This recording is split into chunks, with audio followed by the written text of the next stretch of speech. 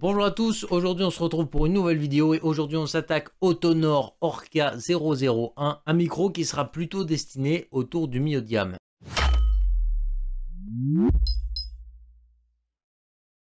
Pour ceux qui seraient nouveaux, bienvenue sur Azertest, une chaîne qui est passionnée de hardware. N'hésite pas à t'abonner et activer la cloche pour être au courant de toutes les vidéos qui vont être bien entendu de la vulgarisation, beaucoup de reviews et surtout des guides d'achat également. Donc voilà, ce sont les formats principaux de cette chaîne et je pense que ce sera ceux qui t'intéresseront le plus. Au niveau des conditions de cette vidéo, c'est Tonor qui m'a envoyé ce micro, donc je suis particulièrement content de pouvoir l'essayer aujourd'hui. Surtout que pour moi c'est plutôt une bonne surprise, mais vous allez découvrir ça tout au long de cette vidéo. J'ai le droit de dire absolument ce que je veux par contre sur le produit, donc tout ce que j'aime pas j'ai le droit de le dire. Même si encore une fois Tonor frappe fort, donc il n'y aura pas forcément beaucoup de défauts à relever. Qu'est-ce que tu veux, mon défaut trop fort. Donc voilà, je vous propose que la vidéo s'organise de cette façon. D'abord on va faire l'unboxing, on va analyser un petit peu le design du produit, on va poursuivre directement avec ses spécifications techniques et puis on poursuivra avec l'essai. Enfin l'essai c'est toute la vidéo. Je vous expliquerai juste ce que j'ai paramétré sur ce micro pour avoir la qualité que vous entendez actuellement. Voilà, donc comme d'habitude, quand je teste un micro, je fais toute la vidéo avec, comme ça vous aurez un maximum d'informations sur ce micro. Et je pense que vous pourrez assez vite vous faire une idée sur celui-ci. Mais tout simplement, je tiens à préciser que je ne suis absolument pas un pro de l'audio. Donc si le son, il fait de la zub et qu'il vous plaît pas, c'est peut-être parce que je suis une quiche aussi. Hein. Il y a ma dose de responsabilité. Je suis loin d'être un pro, donc ça peut être aussi de ma faute si le micro rend pas ce que vous serez capable de lui donner. On va commencer directement au niveau de l'unboxing. Qu'est-ce qu'on peut dire? Bah déjà la boîte, je la trouve sympathique. C'est une boîte qui est étonnamment un peu colorée. D'habitude chez Tonor, on a des produits vraiment plus sobres, mais vraiment sur un thème blanc et doré qui fait plaisir d'habitude.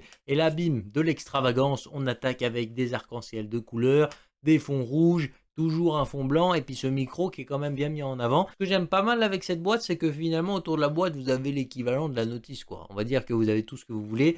Vous avez un côté avec les spécifications techniques pour ceux que ça intéresse, et puis vous avez un côté qui vous explique ce que chaque bouton fait. Donc en gros, il n'y a quasiment pas besoin d'ouvrir la notice. Vous savez déjà tout ce qu'il y a déjà dedans. En plus de ça, il y a une liste du contenu. Ça montre un petit peu la simplicité du produit. Et je trouve que c'est plutôt cool. Maintenant, on va s'attaquer au design du produit. Qu'est-ce que je peux vous dire dessus? Bah déjà, c'est honnêtement super cool. Déjà, quand vous sortez de la boîte, il est entièrement monté. Donc, ça offre un design assez sympa. Et la première réflexion que je me suis faite quand je suis sorti de la boîte, c'est waouh, il est vachement lourd ce micro ou quoi? Je m'attendais pas à voir un pied entièrement métallique comme ça. Parce qu'en plus de ça, ça va lui offrir une stabilité à toute épreuve. Et ça, c'est vraiment cool. Pour allier justement cette stabilité, qu'est-ce qu'aurait pu offrir Tonor justement à ce petit micro? Eh ben, on va lui offrir une cage d'araignée qui va lui permettre d'absorber toutes les vibrations que vous serez capable de lui donner. Évidemment, on n'est pas non plus sur une Fox Kashima, donc c'est des amortisseurs en gros. Donc voilà, forcément, il y a ses limites à la cage d'araignée, mais en soi, je trouve qu'elle fait plutôt bien le travail. Pour continuer un petit peu autour de ce design, qu'est-ce qu'on peut dire dessus? Eh ben, on va voir les boutons qui sont plutôt bien intégrés. Ces boutons, ils ont chacun leur fonction, mais on y reviendra un petit peu après. Mais franchement, je trouve que c'est plutôt pas mal. Moi, ce qui m'a un petit peu dérangé sur ce design, c'est qu'on est sur un style un petit peu atypique finalement au niveau du haut, là où il y a la grille et là où il y a finalement le micro derrière. Micro cardioïde d'ailleurs au passage, qui est derrière, et du coup qui dit cardioïde dit un seul sens d'enregistrement, et quand vous arrivez devant la bête, vous savez pas trop de quel côté faut parler. Alors évidemment, dans la logique, on parle en face des boutons, mais je me suis dit, il suffit que ce soit une marque qui réfléchisse pas trop. Bon, on va dire que j'avais un petit peu l'impression de pas vraiment savoir où fallait parler. Quelqu'un qui va pas être forcément à l'aise avec ce genre de produit peut chercher un moment vers où va le son. Et puis sinon, on a cette finition noir satin qui est vraiment super belle. Hein. Je vais pas vous mentir, là, la peinture, ils ont tapé fort. C'est de la peinture qui a l'air d'être costaud en tout cas. Et franchement, ça saute aux yeux. J'arrête pas de le regarder. Parce que pour moi, je trouve que c'est vraiment un beau produit, le design est vraiment réussi. Il y a beaucoup de gens qui vont être contents de l'avoir comme allié, à mon avis, ce micro, parce que vraiment, il s'intègre parfaitement dans beaucoup de setups, à mon avis. Et ça, c'est cool. Le seul truc que je lui reproche vraiment, c'est ces élastiques rouges, quoi. Moi, je suis pas un fan du rouge, hein, je vais pas vous mentir. Le rouge, c'est pas une couleur que j'apprécie particulièrement. Et ces élastiques rouges là, pourquoi on peut pas changer la couleur? Moi j'aurais bien vu genre un kit d'extension, des petits élastiques d'autres couleurs pour s'adapter à plus de setup. Par exemple, moi je suis quelqu'un qui aime bien le doré. Tonor, leur couleur de base c'est blanc et doré. Je suis un peu dégoûté qu'il n'y ait pas eu des élastiques dorés, tu vois. Là ça aurait été vraiment sympa. Ça aurait été parfait pour mon prochain setup qui va être dans ce thème-là. Et voilà, là, j'aurais été vraiment content. Au niveau de la connectique, on retrouve un USB type C dessous, donc pour le brancher à votre PC. Et on retrouve également une prise casque qui va vous permettre de faire un monitoring direct. Par contre, un gros point fort finalement que beaucoup de gens vont certainement apprécier, c'est que on a le logo Tonor qui est plutôt discret sur ce micro. Et justement, pour poursuivre un peu sur le design, on va voir ce pied qui est métallique, comme je vous disais. Quand je l'ai sorti de la boîte, je me suis dit ce serait bien que justement ils aient intégré un petit trou pour passer le fil. Ça permet d'avoir un câble management un petit peu pratique. Et puis finalement, je l'ai à peine sorti que j'ai directement vu le trou et là je me suis dit c'est nickel ça, parce que comme ça on peut mettre le petit câble, on met le câble directement dedans et puis c'est super parce que niveau câble management ça fait très propre. Donc on est ici sur un câble USB-C vers USB-C en tressé rigide. Alors malheureusement c'est un câble tressé rigide, donc ça veut dire que ce câble aura une âme, hein, on va pas se mentir. Si vous l'enroulez souvent, il va tout de suite avoir ses plis. Et c'est un peu comme un vieux, tu vois, une fois qu'il a ses habitudes, tu peux plus le mettre dans un autre sens où c'est difficile. Donc c'est-à-dire que sur ton setup, si tu vois vraiment le câble, malheureusement, je pense qu'il va traverser ton setup d'une manière qu'il a choisi lui, et c'est tout. Je vois de plus en plus souvent sur les périphériques un peu plus haut de gamme, ces câbles en tressé souple. Au niveau des casques, on va retrouver ça sur les HyperX Cloud notamment.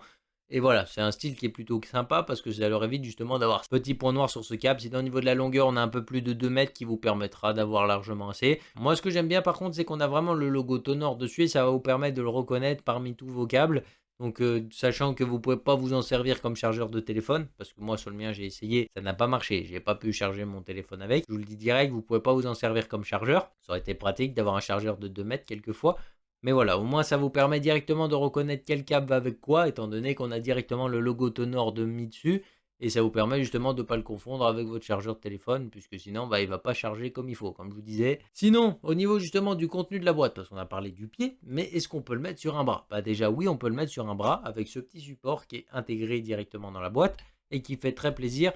D'ailleurs, ce petit support, il vous permettra d'y mettre sur à peu près tous les bras.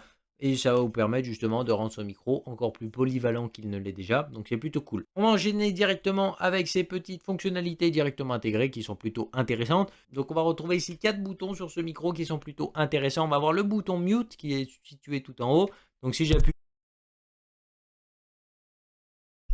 c'était la petite blague, comme d'habitude, on parle et tout, et puis vous nous entendez pas, haha, tous les youtubeurs le font ou quoi, franchement, la personnalité, elle est où? Et du coup, donc on a ce petit bouton mute qui est pratique, et ce qui est encore plus pratique, c'est qu'on a justement une LED ici, qui est multifonction sur ce micro, et qui va vous permettre justement de voir quand il est muté, parce que quand il est muté, elle s'éteint. Donc déjà, vous savez que le micro n'est plus en route. On a justement cette LED, comme je vous ai dit, elle est multifonction, donc avec quel bouton elle va s'associer également. On va avoir le bouton du volume qui va vous permettre justement d'ajuster le gain directement sur le micro. Et cette LED va pouvoir vous permettre de voir à quel seuil vous êtes. Par exemple, si vous êtes au minimum, la LED va être éteinte, donc il n'enregistrera plus rien. Et dès que vous allez monter, vous allez passer des couleurs les plus froides de l'arc-en-ciel aux couleurs les plus chaudes. Donc la LED devient totalement rouge. Et là, vous êtes vraiment au maximum du gain. Et honnêtement, vive la saturation, parce qu'en général, c'est à peu près ce qui va vous arriver. Tout en bas, on a le dernier bouton qui fait certainement de ce micro le plus intéressant que j'ai vu. Jusque là, parce que moi, niveau micro, je vous avoue que je regarde pas toutes les revues non plus. On va avoir ici un bouton de réduction de bruit sur ce micro. Et oui, vous n'avez pas rêvé. Plus besoin d'avoir une carte mère Asus. Plus besoin d'avoir du RTX Voice de partout. On a juste à cliquer sur ce bouton. D'ailleurs, il est actuellement activé. D'ailleurs, c'est l'une des seules choses que j'ai activées. Et honnêtement, il y a un anti-bruit qui est plutôt puissant ici. Et d'ailleurs, pour vous montrer à quel point il est puissant, je vais le désactiver.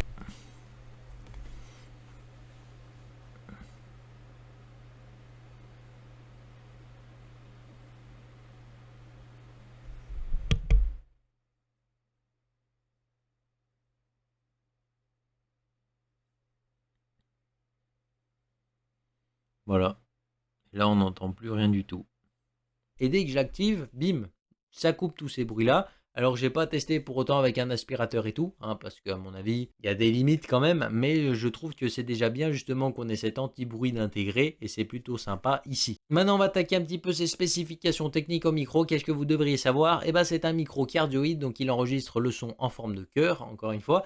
Et puis, on va voir aussi un son en 24 bits, et ça c'est plutôt intéressant. Sinon, son seuil d'enregistrement, c'est de 50 Hz jusqu'à 16 kHz. Alors, 16 kHz, c'est pas jusque là où l'humain est capable d'entendre, donc il y en a certains qui vont peut-être aller. De 16 kHz à 20 kHz, normalement quand vous les entendez, c'est pas censé être agréable, hein. Là on est sur un micro pour parler. Déjà de base, très peu d'humains doivent être capables de les sortir par leur bouche, ces sons. Mais en plus de ça, à entendre, moi je peux vous dire direct que c'est pas censé être agréable. Alors oui, techniquement, pour un micro qui pourrait être utilisé justement pour de l'enregistrement de son, pour faire des effets, tout ça, c'est pas bon du tout, hein. Les 4 kHz qui lui manquent, peut-être que pour les mecs qui font de la prise de son, ça va être les 4 kHz qui vont faire qu'ils vont pas prendre ce micro. Mais on est vraiment sur un micro qui est dédié à du stream, et comme je vous ai dit, vous n'êtes pas censé sortir des sons comme ça avec votre bouche, hein. Normalement, pour un être humain normal, vous n'êtes pas censé faire ça. Après, je sais pas ce que vous faites, hein, mais... Donc normalement, c'est pas censé vous déranger que cette plage est légèrement plus petite que la normale.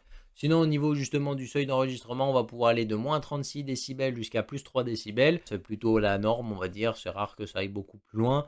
Parce que tout simplement, il y a un truc qui s'appelle la saturation, au bout d'un moment.